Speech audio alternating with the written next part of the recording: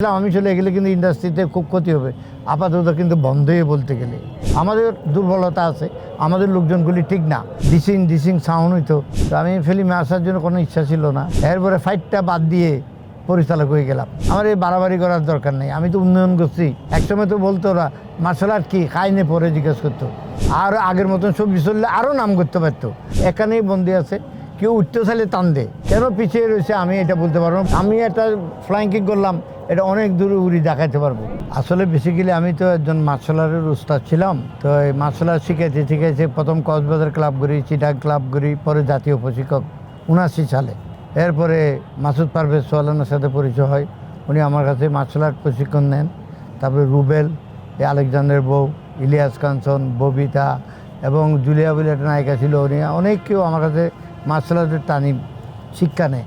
এই সময় তো মার্শাল আর্ট ছিল না চলচ্চিত্রে, বাংলাদেশেই ছিল না বলতে গেলে।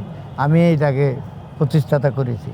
তো ওই সময় ডিসিং সাউন্ড হইতো, আমি সাউন্ডটা পর্যন্ত আমি মডার্ন ফর্মে এই মারামারিগুলি আমি আনি মাসুদ পারভেজের সহযোগিতায়। তো আমি ফিল্মে আসার জন্য কোনো ইচ্ছা ছিল না। পারভেজ সাহেব বললো যে আমার একটা ছবিতে আপনি করেন, ফাইট ডাইরেক্টর দেন। আমি ফাইট ডাইরেক্টর কি, আমি তো বুঝি নাই। বাবা ফাইট করবেন, আমরা ক্যামেরায় শ্যুট করবো। এবারে একটা জাদুনগর ছবি, এই ছবিতে আমি যখন ফাইট করি খুব আকর্ষণীয়ভাবে কিছু কম্পোজিশন করি আমি ফাইটে। তারপরে পাবলিক খুব অ্যাকসেপ্ট করছে। এরপর থেকে অনেক ছবি আমি অফার পাইছি যে ফাইট ডাইরেক্টর। তো প্রায় 100-150 ছবির উপরে ফাইট ডাইরেক্টর হিসাবে অভিনয় করছি, ফাইট ডাইরেকশন দিয়েছি। এরপরে ফাইটটা বাদ দিয়ে পরিচালক হয়ে গেলাম। পরিচালক হওয়ার পরে অনেক ছবি আমি পরিচালনা করেছি, অসংখ্য শিল্পীদের মার্শাল আর্ট শিখিয়েছি, আমার ছবিতেও সুযোগ দিয়েছি। এবং এরপরে পরিচালক, প্রযোজক, অভিনেতা। পরবর্তীতে আমাকে বললো যে আপনি মার্শাল আর্টে অভিনয় করেন, অনেক কেউ কাজ করলো।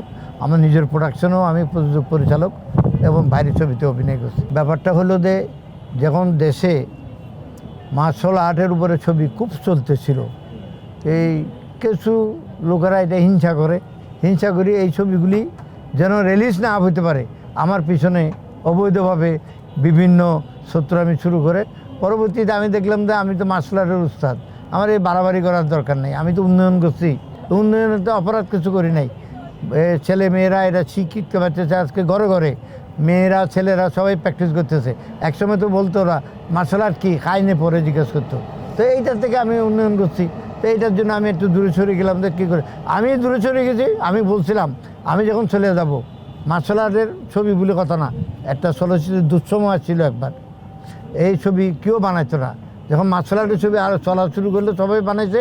যারা কিছু সিনিয়র তারা এটার পিছিয়ে লেগে গেল বিভিন্নভাবে, যেন এটা নষ্ট হয়ে যায়। এই আমি বলেছিলাম আমি চলে গেলে কিন্তু ইন্ডাস্ট্রিতে খুব ক্ষতি হবে। আপাতত কিন্তু বন্ধই বলতে গেলে। আমি এটা মার্শাল আর্টের উপরে ছবি করছিলাম এর থেকে 20 বছর 21 বছর আগে।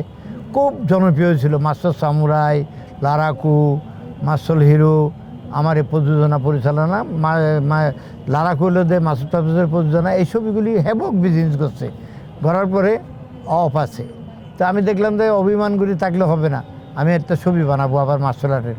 আপগ্রেড হচ্ছে তো ইনস্ট্রুমেন্ট, এমন অনেক কিছু আপগ্রেড হয়েছে। এখন যদি মার্শাল আর্টের ছবি বানাই, আগে তো ছিল না, ছবি দেখি ছবি দেখতো। এই মার্শাল আর্টের ছবি বানাইলে এখন পাবলিক যাবে, যেহেতু প্রতি ঘরে ঘরে ছেলে মেয়েরা মার্শাল আর্টের দর্শক আরও বাড়িয়ে গেল। এই কারণে আপগ্রেড, এই কারণে আমি একটা ছবি নির্মাণ করবো মার্শাল আর্টের উপরে, এখানে সব নতুন ছেলে মেয়েরা থাকবে। শাকিব খান তো আমাদের হাতে আছে, আমাদের ছোট ভাই। আমি তো মনে করি সে অনেক আর আগের মতন ছবি চললে আরও নাম করতে পারতো। এখন বাংলাদেশে 100 হলে ছবি চলে, কি নাম করবে? এখন কিছু করার নাই তো। 100 ছবি মানে কি বিজনেস করবে? ছবি চলতেছে তারটা, কিন্তু অন্যগুলি তো চলে না। হল বাড়াইতে হবে আরও। সে সাকসেসফুল, তার ছবি চলে, স্ক্রিনে মানুষ দেখে, যে কিছু করার নাই। কিন্তু আরও বৃহত্তম যদি হল বেশি থাকতো, আরও বেশি হল থাকলে অনেক বিজনেস করতো এই ছবি। চলচ্চিত্র দিয়ে সারা পৃথিবীতে, ইন্ডিয়া বলেন পার্শ্ববর্তী দেশ, 1000 কোটি টাকা খামাচ্ছে না, তারা আর্ন করতেছে না।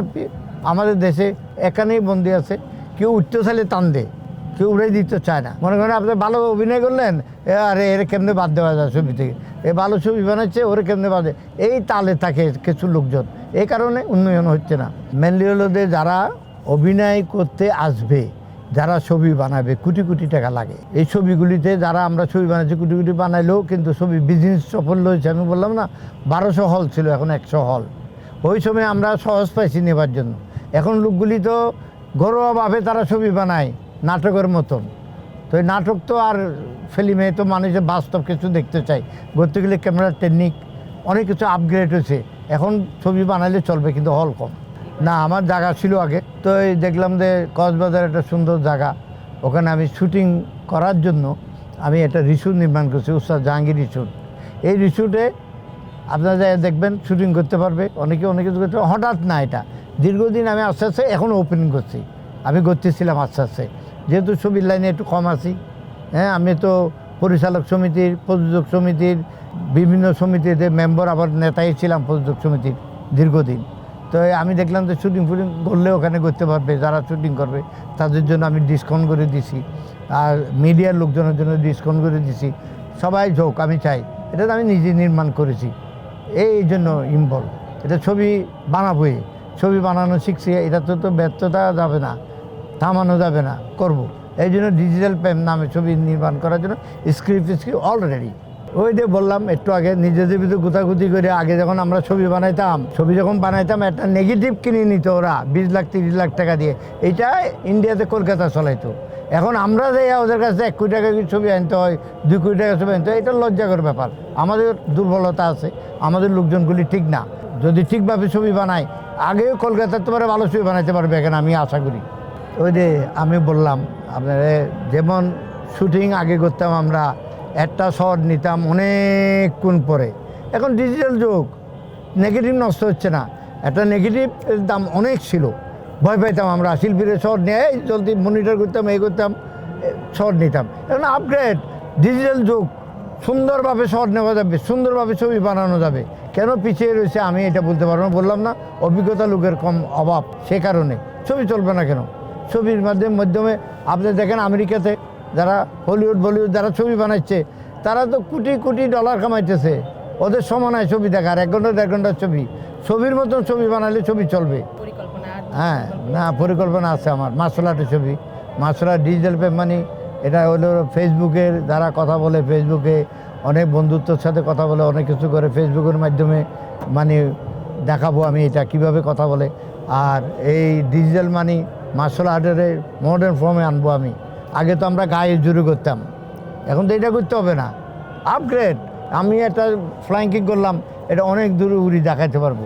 আগে তো আমরা কোনো রকম উঠতাম, কাইডা আবার ক্যামেরাতে যাইয়া সারাক্ষণ ঘুরাইতাম, কম্পিউটারে যাইয়া ইয়াতে আপনার সুপার ইম্পোজে। এখন তো এটা লাগে, ডাইরেক্ট ক্যামেরাতে সব করা যায়। এখন তো অনেক সুযোগ। এই জন্য আমার দীর্ঘ বিশ্বাস, এই মার্শাল আর্টের ছবি আমি যেটা বানাবো হ্যাবক করবে।